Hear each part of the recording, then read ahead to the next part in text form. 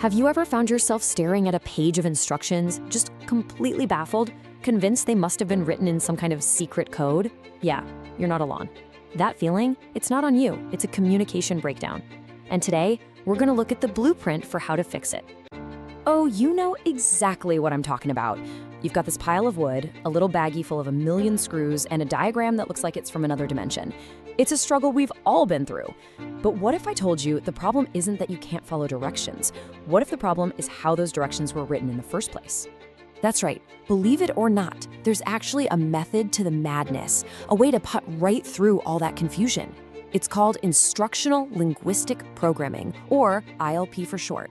Just think of it as the science of making sure the message you're trying to send is the exact message the other person receives. No guesswork involved. So what is this ILP thing, really? Let's dive in and get to the heart of what it's all about.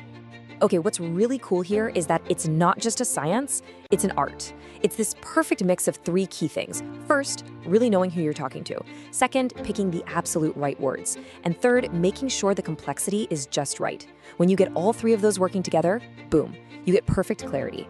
The very first step, and you could argue it's the most important one, is all about your audience. Before you write a single word, you have to know who you're writing it for. This is the foundation. Everything else is built on top of this. So you've got to ask yourself some key questions, like what do they already know about this topic? Are you talking to an expert or a total beginner? What's their age? You wouldn't explain something the same way to a 10-year-old as you would to a senior citizen, right? And culture matters too. What's obvious in one place might be confusing somewhere else. And finally, what are they trying to do? Knowing their goal helps you give them exactly what they need and nothing they don't.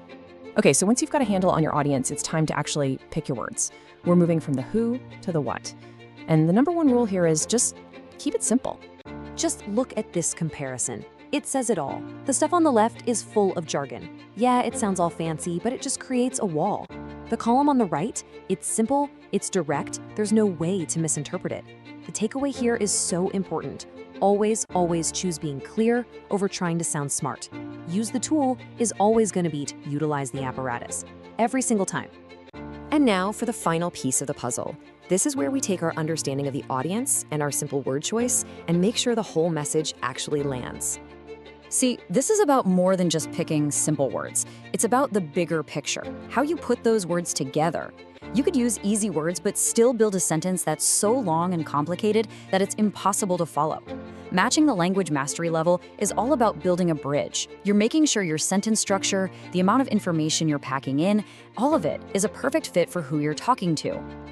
All right, we've walked through the three big steps of ILP. Now let's just pull it all together for a quick recap on these pillars of clear communication.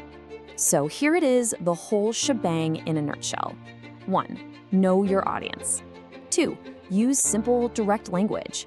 And 3. Match the complexity to their level. These are the three pillars, and if any one of them is shaky, the whole thing can just crumble into a mess of confusion. And that's really the key here. This isn't just about writing manuals for furniture. Think about it. This applies everywhere. In the emails you send at work, in the presentations you give, heck, even when you're just trying to teach your kid how to ride a bike. It's all about that fundamental challenge of getting an idea out of your head and into someone else's, perfectly understood. So, I'm gonna leave you with this one question to think about. Where in your own life, at your job, at home, anywhere, could a little more clarity make a really big difference? Seriously, think about it. Because getting this right, it can honestly change your world.